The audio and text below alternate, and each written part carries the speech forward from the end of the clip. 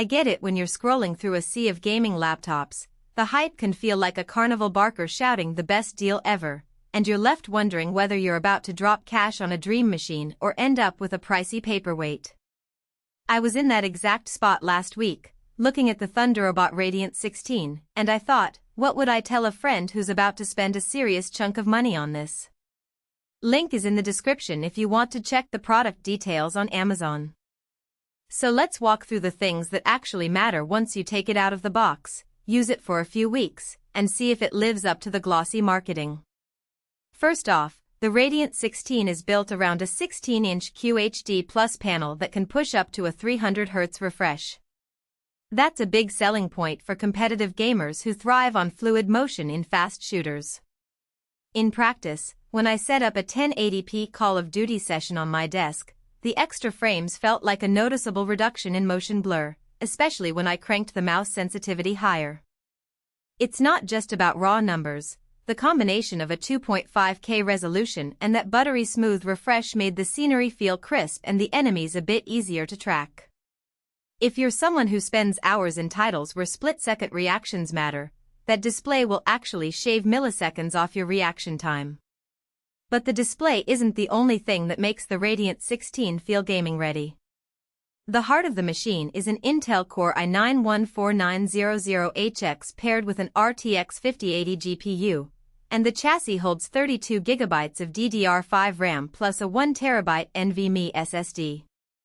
For most modern AAA titles, that means you can crank settings up to Ultra and still hit well above 60 frames per second at the native resolution.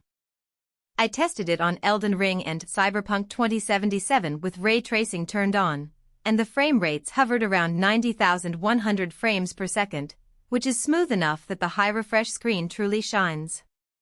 In a real-world sense, you get a laptop that doesn't force you to compromise on visual fidelity just because you're mobile.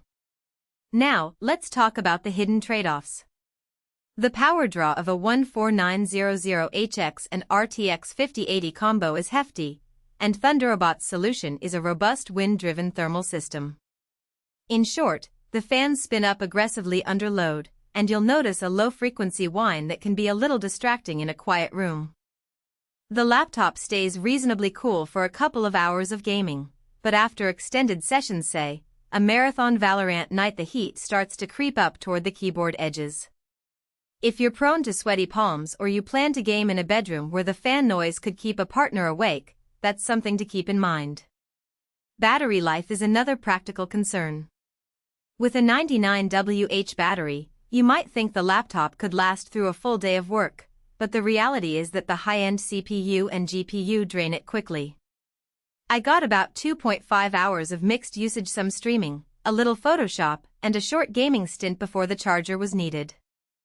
If your primary use case is a portable workstation that you'll plug in most of the time, that's fine. But if you were hoping for a takey-calf gaming experience, you'll need to accept that you'll be tethered to a power outlet fairly often. Weight and ergonomics are also part of the daily usability puzzle.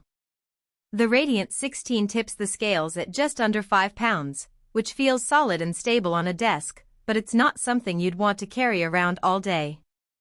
The keyboard has perky RGB backlighting, which looks cool for streamers and adds a bit of flair, but the key travel is a bit shallow for those who favor a tactile feel. If you already own a mechanical keyboard at home, you'll probably plug that in and ignore the laptop's built-in keyboard. Conversely, if you need an all-in-one solution for LAN parties where you can just roll the thing out of a backpack and start playing, the built-in keyboard is serviceable enough. Connectivity-wise, Thunderobot didn't skimp. Wi-Fi 6 ensures low-latency online gaming, and the Ethernet port lets you lock in a stable wired connection when you're at a desk.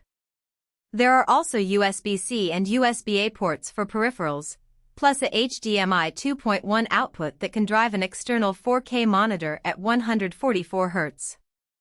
In my setup, I used the HDMI to hook the laptop up to a 27-inch 144 Hz panel for a dual-screen workflow. The laptop handled the extra display without throttling, which is a nice plus for creators who need both gaming performance and a larger canvas for video editing. So who should actually consider buying the Thunderobot Radiant 16? If you're a serious competitive gamer who values a high refresh QHD screen, wants desktop-class performance in a laptop, and doesn't mind the fan noise or the need to stay plugged in, this is a solid match.